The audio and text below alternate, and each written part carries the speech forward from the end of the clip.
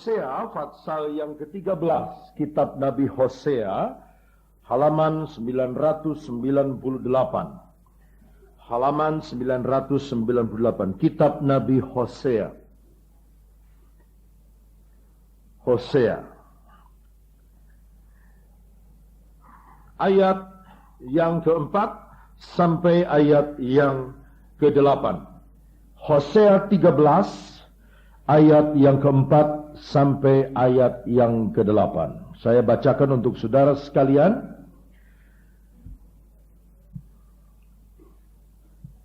Dengar baik-baik, pasang kuping, simpan dalam hati.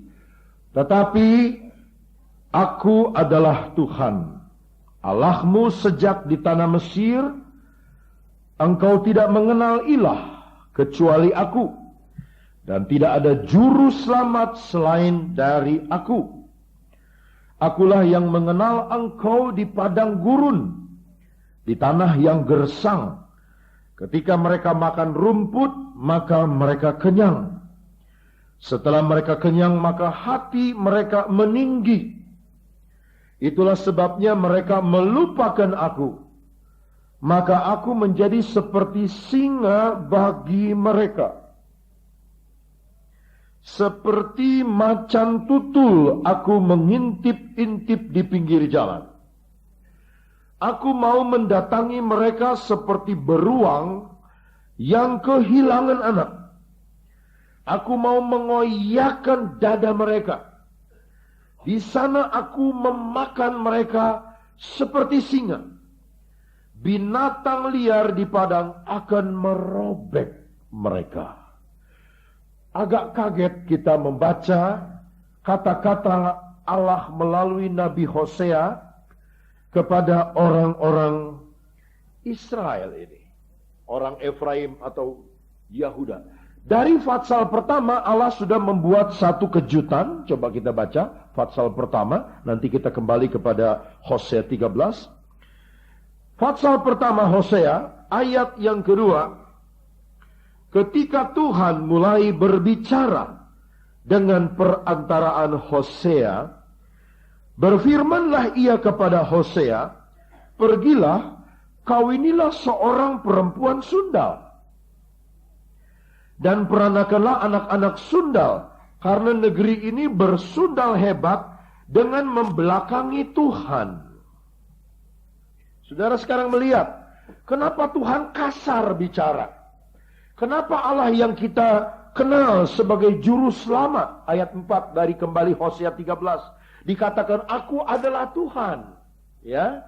Dikatakan aku adalah Allahmu sejak di tanah Mesir. Dia berkata tidak ada lagi juru selamat lain kecuali aku. Akulah yang mengenal kamu di tanah padang gurun yang gersang.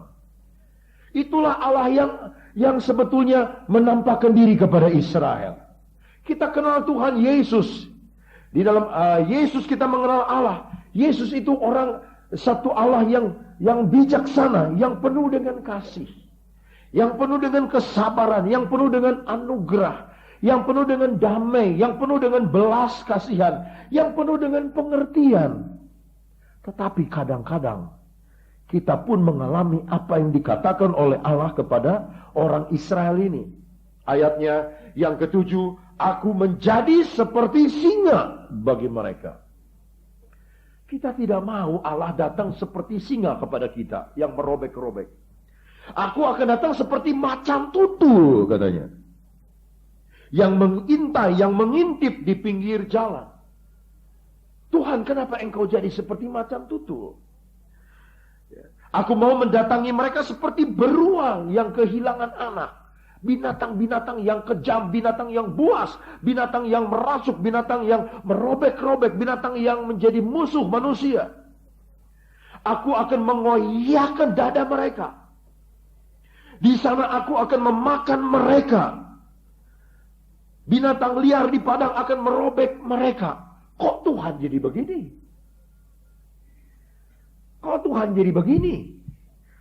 Kok Yesus yang kita kenal kok begini? Kok dia datang kepada kita seperti singa, seperti beruang, seperti macan tutul, seperti binatang liar? Ya? Saudara-saudara, saya mau katakan, mesti ada sebab. Masa Tuhan yang begitu baik, Allah itu kasih adanya tiba-tiba mau jadi seperti singa? Mesti ada sebab. Mesti ada sebab. Dan malam hari ini, saya mau memperkenalkan 5 sebab. Kenapa banyak orang Kristen kadang-kadang menghadapi Tuhan itu seperti singa. Di hadapan Tuhan, Tuhan itu datang seperti beruang. Rasanya Tuhan itu kejam sama mereka. Mereka merasa aneh, kenapa Tuhan itu seperti macan tutul, mengendap-endap. Ini Tuhan sendiri yang bilang. Kadang-kadang Tuhan seperti binatang yang liar, yang mau merobek-robek, seperti beruang yang kehilangan anak. Kenapa? Di rumah tangga kita tidak alami damai. Dalam usaha mata pencaharian kita tidak alami damai. Dalam kehidupan pribadi kita tidak alami sukacita. Kita rasanya dimusuhi Tuhan. Kenapa? Ini Tuhan memusuhi Israel. Aku akan datang seperti singa. Aku akan mengintai seperti macan tutul. Aku akan datang seperti beruang yang kehilangan anak. Aku akan robek-robek dada mereka. Dan aku akan datang seperti binatang liar di padang. Kenapa? Mesti ada sebabnya. Sebab yang pertama, Hosea Fatsal yang keempat. Hosea Fatsal yang keempat. Ini sebab yang pertama, kenapa Tuhan datang seperti singa yang mengaum. Ayatnya yang ke-17. Sebab Efraim bersekutu dengan berhala-berhala. Biarkanlah dia. Ini sebab yang pertama. Orang Kristen tidak diopenin sama Tuhan sebab suka bergaul, bersekutu dengan berhala-berhala. Berhala zaman sekarang bukan lagi berbentuk patung. Berhala zaman sekarang bukan lagi berbentuk satu patung yang disembah dikasih menyan. Itu berhala yang kasar. Tetapi berhala sekarang lebih halus lagi. Apa yang dimaksud dengan berhala? Adalah sesuatu apa saja yang kelihatan atau tidak kelihatan, yang bisa dipegang atau tidak bisa dipegang. Segala sesuatu yang berdiri antara kita dengan Allah itu berhala. Segala sesuatu yang menghalangi hubungan kita dengan Tuhan itu berhala. Segala sesuatu yang mencegah mengalirnya kasih Tuhan, perhatian Tuhan kepada kita, itu berhala. Ingat Yesus waktu datang di dalam kuburannya Lazarus, buka itu batu. Yesus bisa bangkitkan Lazarus tanpa membuka batu. Tetapi dia berkata kepada orang-orang di sekitar situ, gulingkan, golekan itu batu. Sebab itu batu yang berdiri antara Lazarus dengan Yesus. Mungkin ada banyak batu-batu penghalang. Ada banyak berhala-berhala dalam hidup kita. Yang kita gak sadar sebab begitu halus. Itu berhala nampaknya halus. Tidak bisa dipecahkan, dibanting-banting. Itu berhala ada di dalam hati. Itu berhala segala sesuatu, segala benda yang bisa dipegang atau tidak bisa dipegang, yang abstrak atau nyata. Saudaraku, yang berdiri antara kita dengan Tuhan, yang kita cinta lebih daripada Tuhan. Dalam kekeluargaan, Allah, suami, istri, anak. Itu sistemnya, otoritas dari Allah. Anak mengasihi mama, mengasihi orang tua. Istri harus cinta suami lebih dari anak. Ini hukum firman Allah. Suami mesti cinta Tuhan lebih dari istri. Istri harus cinta Allah lebih dari suami. Anak cinta mama, cinta papa, tapi anak harus cinta Tuhan lebih dari ayah dan ibu. Banyak orang Kristen taruh berhala dalam hidupnya. Mobilnya nggak boleh dipakai. Semua sembarang orang, mesti dia yang pakai. Nggak boleh kotor sedikit. Mesti dia. Nggak boleh lebih dari kecepatan 60. Mesti dia. Ada yang berhalakan rumahnya. Rumahnya habis dipel, nggak boleh orang jalan di situ. Habis buat apa itu rumah? Orang nggak boleh jalan di situ. Takut kalau jalan nanti kotor itu jubin. Jangan lewati situ. Itu rumah jadi berhala. Ada yang berhalakan rambutnya. Sampai saudara-saudaraku kalau dia mau bilang Allah kita, dia nggak boleh. Dia mesti keras. Hairspray dia kasih banyak-banyak saudara-saudara. Ini masih keras hairspray bekas kemarin sebab saya rekaman di TVRI. Dilap begitu, saya bilang apa semua mesti begini? Sedangkan Presiden Soeharto juga Pak harus di make up, apalagi cuman Bapak. Iya betul, di make up saudara. Begitu kita kena sorot lampu, keringat keluar, saya ambil sapu tangan. Saudara tahu saya suka biasa begini saya kan. Lalu kawan saya pendeta itu dia bilang, yo ingat tekan jangan dilap. Jadi saya kayak bencong saudara. Coba berani gini, tapi nggak tahan. Sudah habis terakhir, saya katakan begini, semua coklat saya punya ini, saudara-saudaraku, saya oleh makeup itu. Ya. Tetapi saya mau katakan banyak kali kecantikan kita jadi berhala. Banyak kali kegantengan kita jadi berhala. Banyak kali wajah kita jadi berhala. Nggak boleh jerawat jadi. Langsung dibasmi borongan. Satu jerawat berapa? 2.500. Borongan pokoknya bersih, terima beres, terima licin. Bagaimana? Saudara-saudaraku, sehingga banyak kali jadi berhala. Pendeta juga kadang-kadang punya berhala, yaitu pelayanannya. Pelayanan jadi berhala. Dia cinta pelayanan lebih daripada Yesus. Kalau dia nggak dapat pelayanan, rasanya dia nggak dipakai Tuhan. Dia ingin pelayanan, dia ingin pelayanan, dia ingin pelayanan, dia ingin khotbah, dia ingin pimpin puji-pujian terus. Kalau dia nggak pimpin puji-pujian, kalau dia nggak khotbah, alergi. Terus gatal badannya. Dia mesti puji-pujian. Kalau gue nggak pimpin puji-pujian, pada gatal. Rasanya nggak dipakai Tuhan kalau nggak nyanyi. Dia cinta pelayanan lebih dari Yesus. Ini juga berhala. Hati-hati saudara. Banyak berhala yang tidak nampak. Nah, Efraim mencintai berhala, mulai bersekutu dengan berhala. Dia lebih cinta uang daripada Tuhan. Dia lebih cinta kesibukan dunia lebih daripada Tuhan. Dia lebih cinta perkara-perkara yang akan mati lebih daripada Tuhan. Saya mau tanya sama saudara, ini saya tanya kemarin di Cahaya Petojo. Saudara hidup di sorga berapa lama nanti? Jawab. Selama-lamanya. 100 untuk Regu Tanah Abang. Selama-lamanya. Sekarang kita hidup di dunia berapa lama? Ya, firman Allah katakan 70 tahun. Paling kuat 80 tahun. Lebih dari itu sukar sulit. Bisa hidup tapi sukar sulit.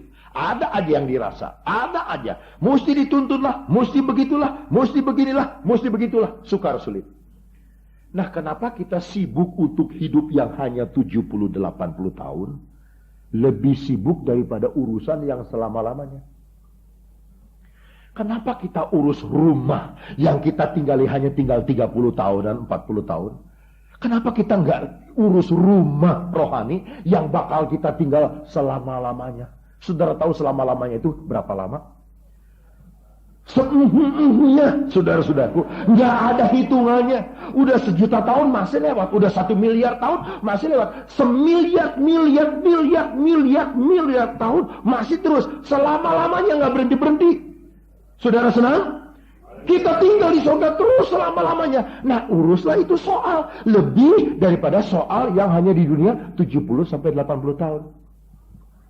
Kenapa banyak orang urus kecantikan pribadi, saudaraku, dengan senam hep 1, hep 2, hep 3, hep 100. Urusan yang hanya urusan mencegah kepeotan, saudara-saudaraku.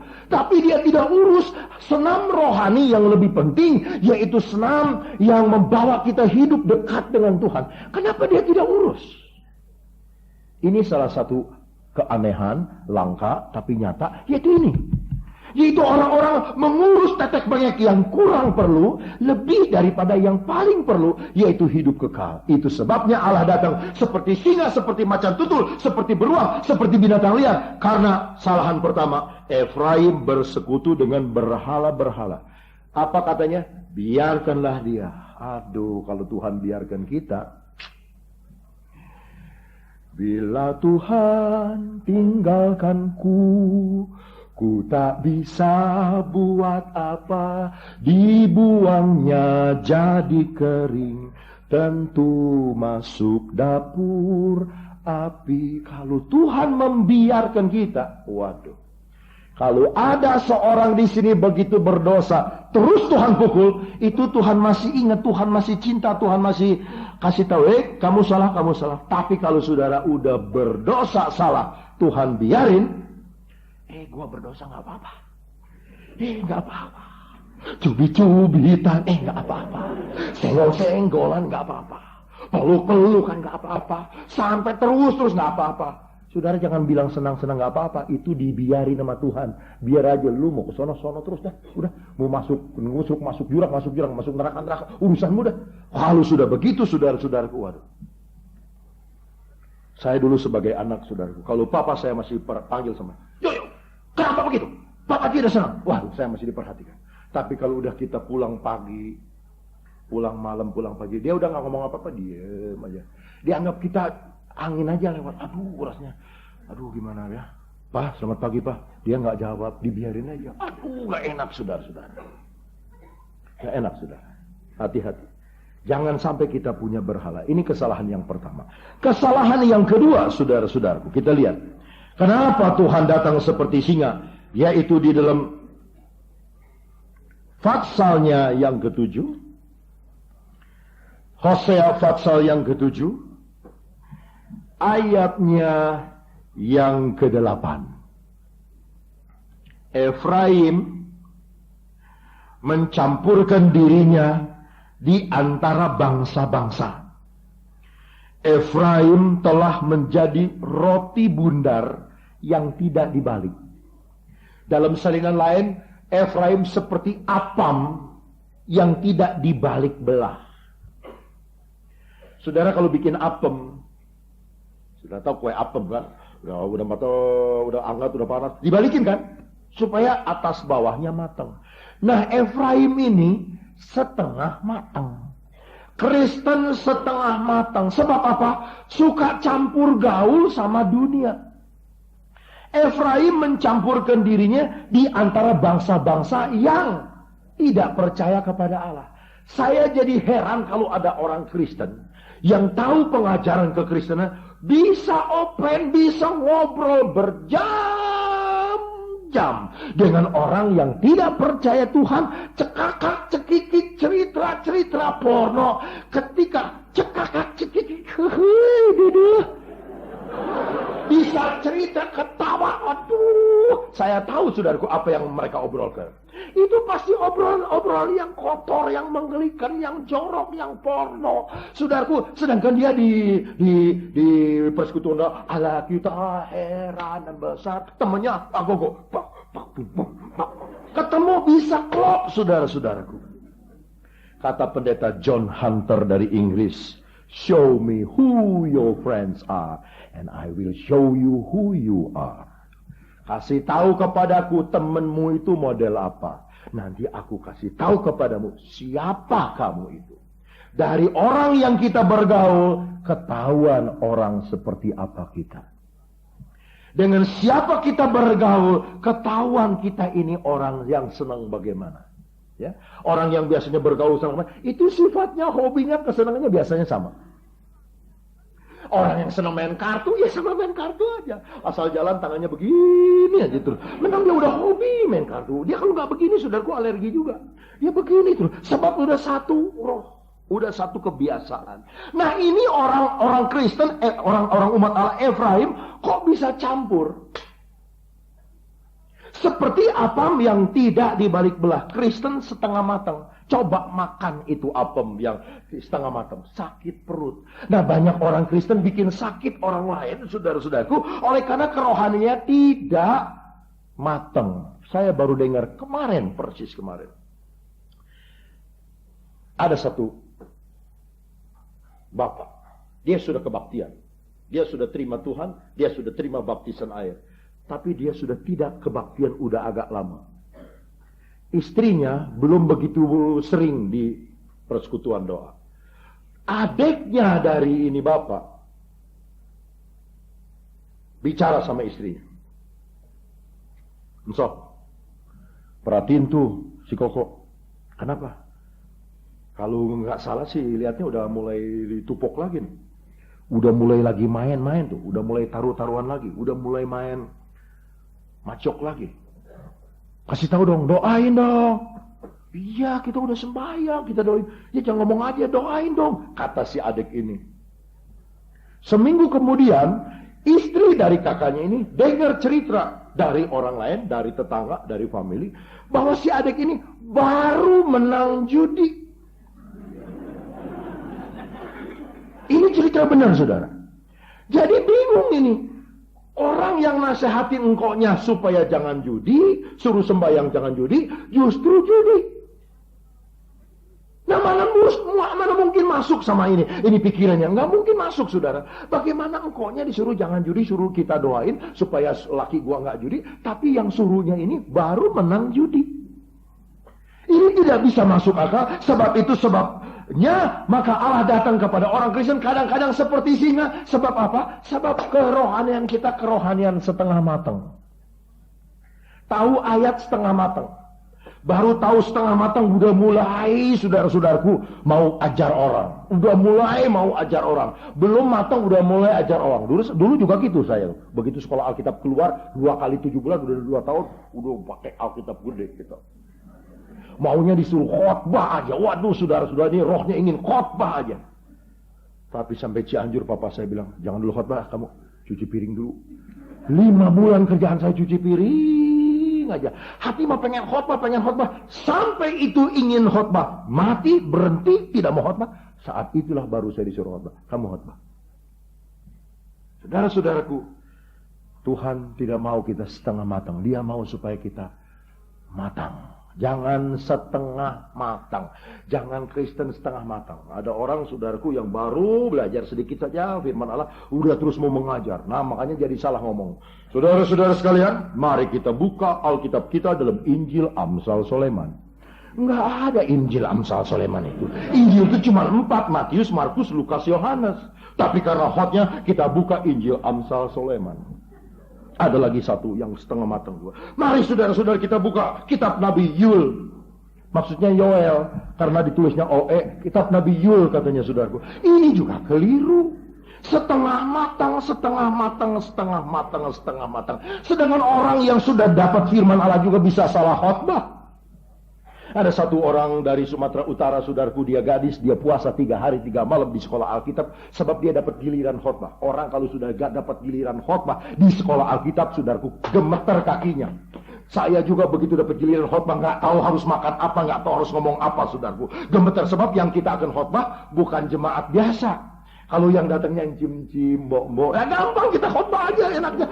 Ini semua sekolah pendeta, dia tahu, koma salah aja diketawain. Lalu ini gadis dia puasa 3 hari 3 malam, saudara-saudaraku. Lalu dengan puasa itu juga dia jadi berani. Lalu dia berkhotbah. Masih juga salah khotbahnya. Dia khotbah begini. Saudara-saudaraku, lebih mudah seekor jarum masuk dalam lubang unta. Maksudnya seekor unta masuk dalam lubang jarum. Begitu ketawa dia marah. Saudara-saudara, jangan ketawa. Ini firman Tuhan. Tambah ketawa. Lalu ada orang berkata, "Ses, itu ayat salah." Salah apanya? Lubang jarum, bukan lubang unta. Dia pingsan, saudaraku, jatuh ke belakang. Udah puasa 3 hari 3 malam masih salah.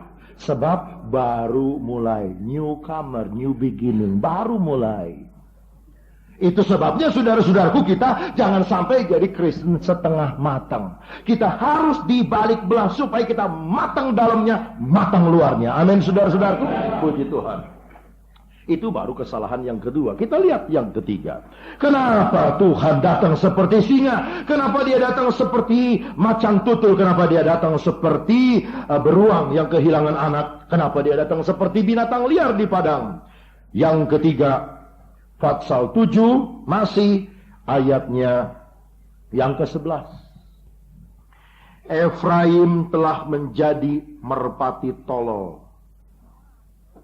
tidak berakal, dengan memanggil kepada Mesir, dengan pergi kepada Asyur.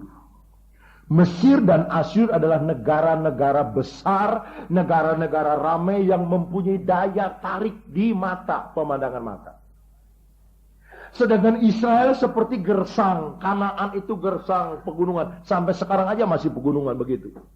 Tetapi Mesir dan Asyur, Syria sekarang, itu saat adalah kota-kota negara-negara yang limpah mewah dengan daya tarik.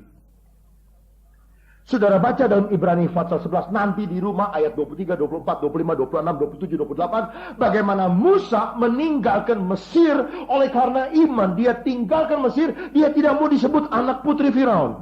Tetapi Efraim justru memanggil Mesir. Musa dari Mesir keluar, Efraim dari luar Mesir, dia panggil Mesir. Dia mulai bermain mata. Makanya disebut oleh firman Allah, dia seperti merpati tolol.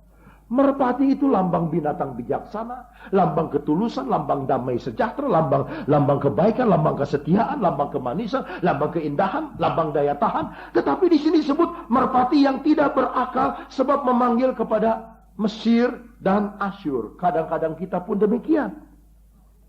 Kalau kita sudah kepepet, kalau kita sudah kepencet, kalau kita sudah kejepit, Yesus sudah nggak kelihatan lagi, panggil dukun. Panggil suhu. Ya, ini terjadi di daerah Banten. Orang Kristen dari Jakarta sakit, kanker, nggak sembuh. Panggil pendeta, doain, nggak sembuh. Saking ingin sembuhnya, memang kemauannya mau sembuh, tapi caranya salah. Mulai ke Assyria, mulai ke Mesir, mulai ke dukun ke Banten. Dukun di Banten bilang, minum air kopi, maaf bicara, sama kotoran kambing campur. Diturut saudara. Minum. Nggak sembuh. Di mana ayatnya engkau sembuh dengan kotoran kambing? Nggak ada, saudaraku. Tapi kita jadi tolol, kita jadi bodoh. Ada satu dukun perempuan bertobat sekarang jadi terima Yesus. Dulu dia cerita, aduh Pak Ona tuh di Cianjur ya. Saya dulu hampir sebulan sekali ke Cianjur. Lalu saya dimandiin sama dukun. Di sungai jam 2 malam, dimandiin pakai kembang. Di sungai jam 2 malam, kan tolol. Tolol kan? Masa mandi jam 2 malam pakai kembang? Mau supaya apa? Supaya awet muda. Bagaimana? Nggak ada ayatnya awet muda mandi jam 2 pakai kembang. Nggak ada. Tetapi jadi tolol, jadi bodoh. Taruh jarum di bantal katanya. Supaya si suami jadi betah tinggal di rumah. Aduh kan jadi tolol saudara kita.